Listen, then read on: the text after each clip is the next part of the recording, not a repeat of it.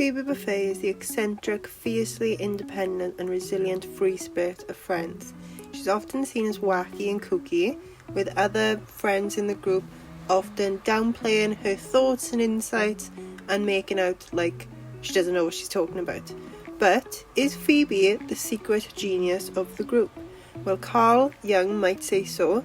However, Freud might say she's got a little bit of work that she needs to do. Some of the key character traits of Phoebe is resilient and street smart. She knows what to say to get herself out of trouble, or she knows how to get things to survive from living on the street, as seen when she mugs Ross as teenagers. While she might be street smart, she's also quirky and eccentric and shows a lot of care and love to the other members of the group. And despite her kooky reputation, she's often seen as the wise member of the group that people go to for emotional support. And we can see how she provides this for Joey often, as he is too immature to have a real relationship, but Phoebe provides that loving and maternal figure in his life. First of all then, let's look at how Carl Jung would analyse Phoebe Buffay. So Carl Jung is all about the unconscious, just like Freud, and the unconscious lives you dark, repressed ideas, traumatic memories, and things you don't want to consciously acknowledge.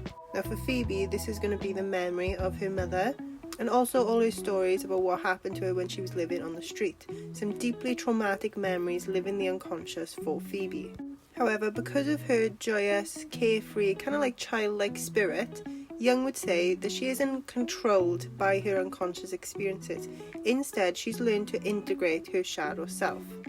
So Jung says the shadow self is all parts of our personality that we don't want to admit or acknowledge. Now Phoebe has looked at her shadow self and she knows what it's all about. She knows she can be aggressive and blunt and straightforward if she needs to. She's had to do it in order to survive in her younger days. Jung would further say that Phoebe's integrated her shadow self because her personality thrives on intuition and personal myth-making rather than conforming to rational standards, like where we can see where Phoebe dares to question the accuracy of something like evolution, something that Ross has based his whole profession on being established fact. Now Phoebe questions established facts, and while this might come across as a dreamer or head in the clouds to the other members of the group, this represents an openness to Phoebe's personality. She's open to new ideas and also the potential of being wrong. She knows there is things out there which we think are true but could potentially be wrong.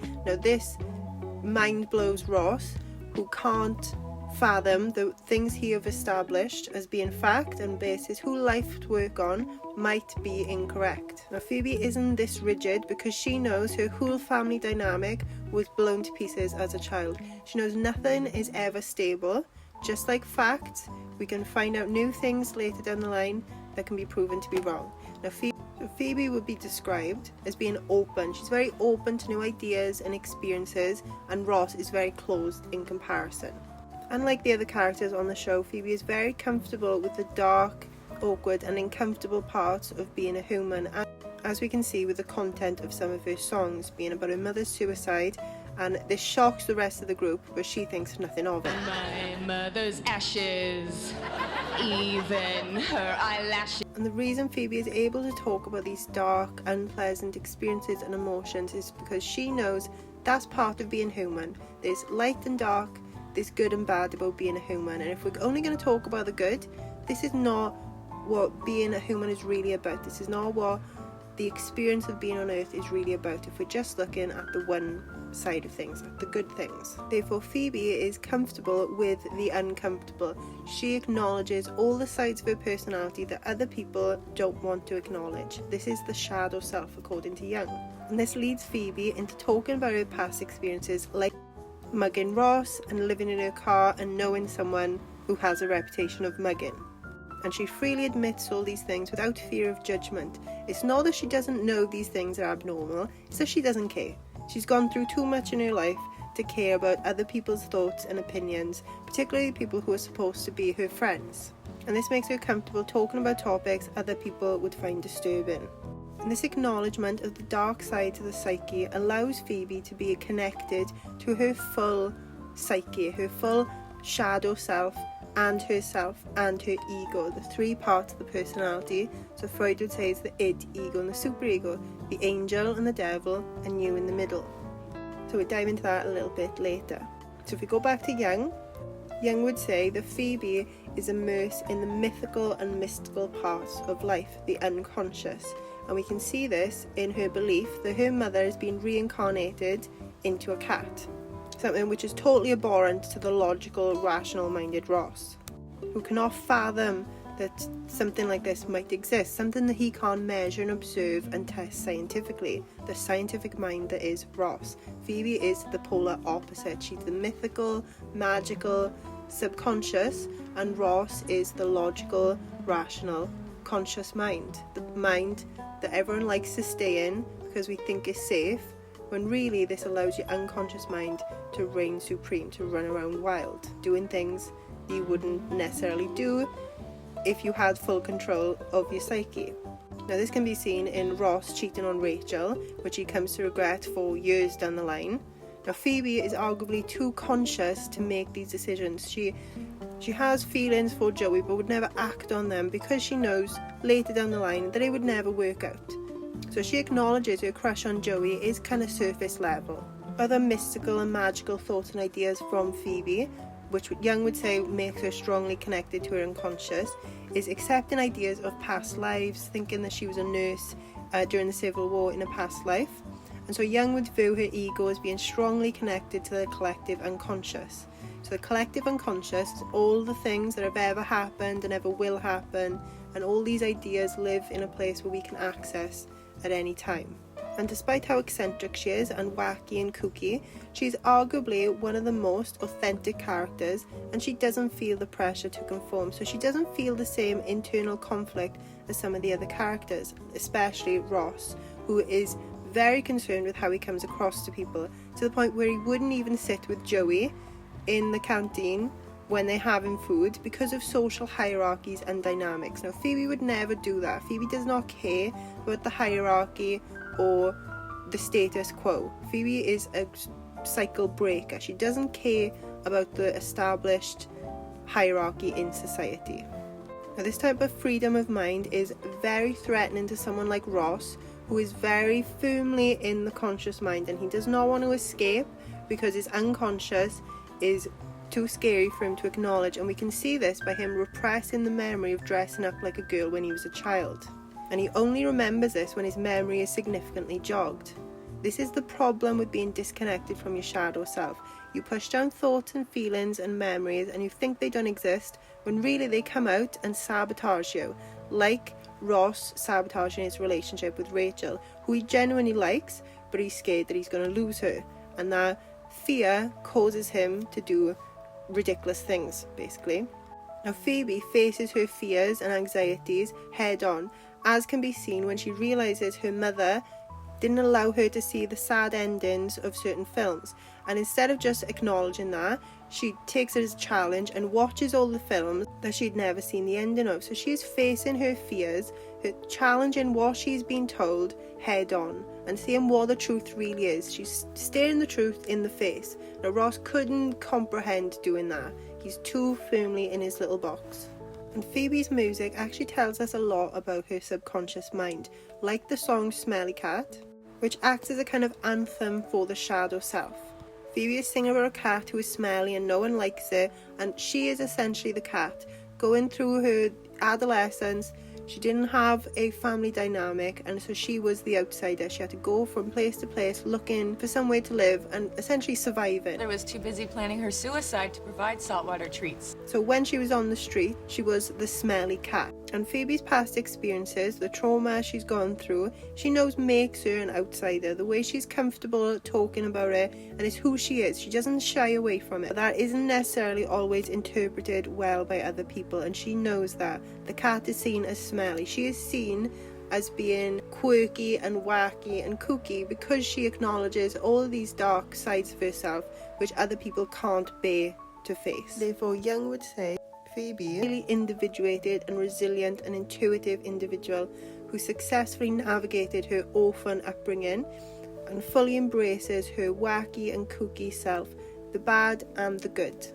and this allows her to have access to her unconscious and her thoughts and feelings and motivations in a way the other characters don't have access.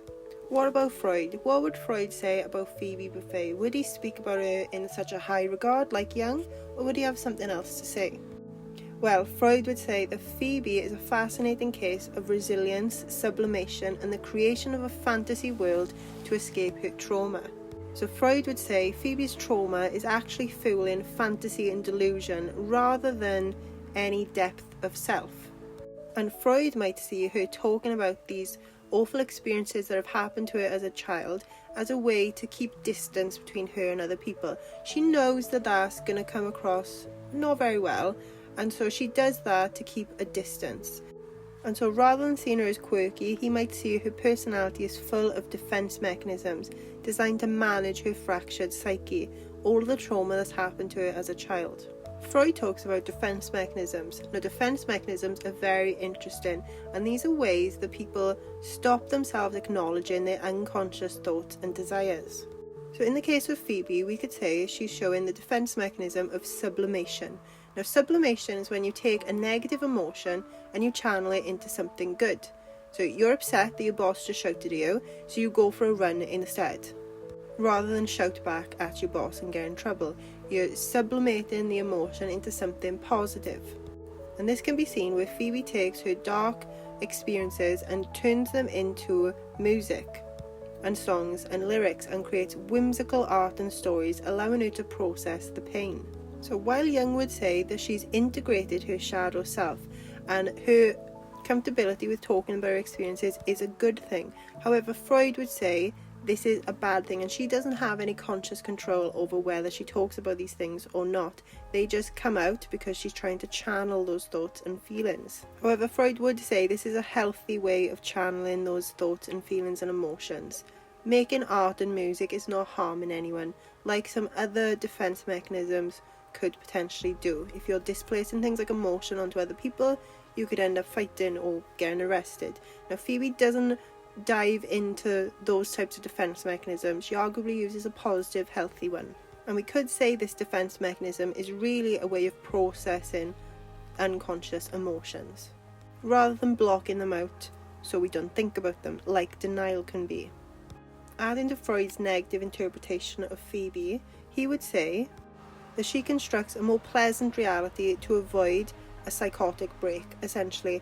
So she creates this fantasy world where her mother is a cat and she has past lives where she was a nurse in order to escape her pain of the real world and her real emotions and thoughts and memories. Freud would also say that Phoebe is stuck in childhood. She's fixated in childhood from traumatic things that have happened to her. So this causes you to be stuck in the mindset of that age where the trauma happened to you. So Phoebe believing in Santa might come from a traumatic memory around the age you would believe in Santa. She's stuck in that thought process, despite Santa never coming to her when she was on the street. Therefore, Freud would say Phoebe is highly delusional, and she manages her trauma by living in a fantasy world which she tries to make her friends participate in as well. Freud would also say that Phoebe has got a faulty superego. The superego is your same-sex parent's voice in your head. So Phoebe, if her mother passed away during a crucial phase of development, she may not have had those experiences to allow her to form that angel on her shoulder, that voice of reason, the voice telling you what you should do. And this can be seen when Phoebe is a little bit outspoken or says things which could potentially hurt other people's feelings. She knows that it could hurt people's feelings, but she says it anyway. A healthy superego recognizes what you should do. You shouldn't say certain things because people could get hurt by what you're saying. However, Phoebe doesn't have this and she says whatever she wants. And she also kind of does whatever she wants as well, as seen with when she starts dating her twin sister's boyfriend, or when she pretends to be her twin sister in order to make Joey feel better. So Freud would say this is a faulty superego and she does whatever she wants. However, you could argue that she has an advanced consciousness in the sense that she doesn't want these people's feelings to be hurt. And so because she's got that, maybe she does have a superego, but maybe it's her ego which isn't able to control the balance between the two. So she flip-flops between being very selfish and being very people-pleasing and very giving to other people.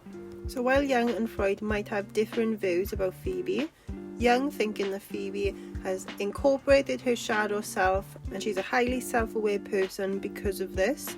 She understands that she could be wrong, other people could be wrong, and she understands there are certain things in reality that we can't necessarily measure or prove or find evidence for.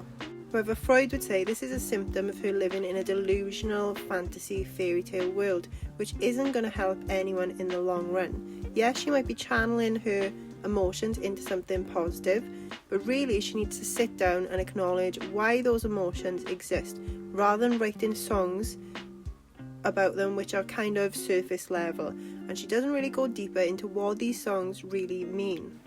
Therefore, is Phoebe the secret genius of the group, or is she someone who's just really hurt and is struggling to process that trauma that she's got from her childhood? Or has she integrated that trauma, which actually forms a superpower, and she has insight and wisdom and words of guidance that the other friends don't have access to because they're not as in touch with their spiritual, mystical, internal world like Phoebe is? Let me know in the comments which interpretation you think is the most accurate. I personally think the Young explains Phoebe better and that she's more aware of all the darkness than other people, but it doesn't mean there couldn't be a little defense mechanism thrown in there every now and again. No one's perfect and everyone is subject to defense mechanisms at some point, as I'm sure you could all remember a time when you was in denial. If you enjoyed this, please follow me at the Jungian Priestess for more content like this, where I analyse your favourite film, TV and fairy tale characters and see the psychology behind why they're so compelling.